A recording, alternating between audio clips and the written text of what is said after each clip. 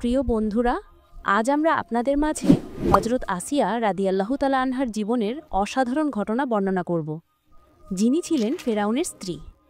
তিনি এমন একজন মহিয়সী নারী ছিলেন, তিনি ফেরাউনের সকল জুলুম ও অত্যাচারের মধ্যেও তিনি তার ঈমানের উপর অটল ছিলেন।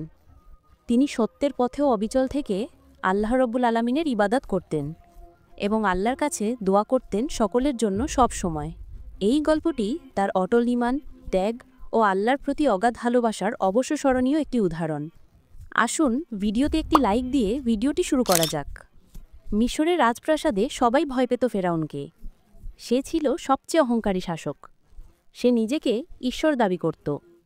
তার সামনে কেউই সত্যের কথা বলার সাহস করত না।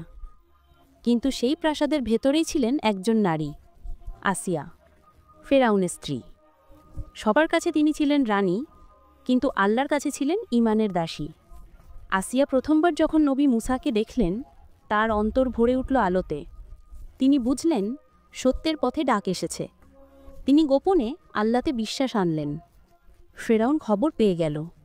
সে ভেবেছিল তার স্ত্রীকে ভয় ধমকে ফিরিয়ে আনবে, কিন্তু আসিয়া ছিলেন অবিচল। তিনি ফেরাউনকে সোজাসুজি বলে দিলেন, আমি সেই আল্লাহর ওপর ঈমান এনেছি যিনি আসমান জমিনের মালিক। ফেরাউনের রক্ত গরম হয়ে গেল। সে হুকুম দিল আসিয়াকে প্রচণ্ড নির্যাতন করা হোক। সৈন্যরা তাকে বেঁধে রোদে ফেলে রাখল। শরীর ভেঙে যাচ্ছিল, কিন্তু তার অন্তর আল্লাহর ভালোবাসায় দৃঢ় ছিল।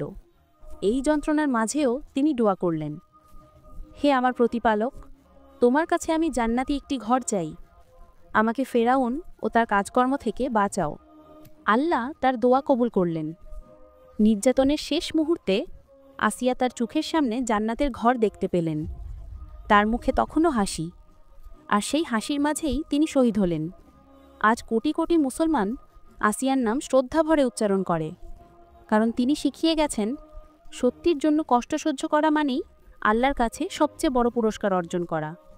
সো গাইস, আসিয়া ও ফেরাউনের এই ঘটনা থেকে বিন্দুমাত্র যদি আপনি শিখে থাকেন, অবশ্যই একটা কমেন্ট করে যাবেন।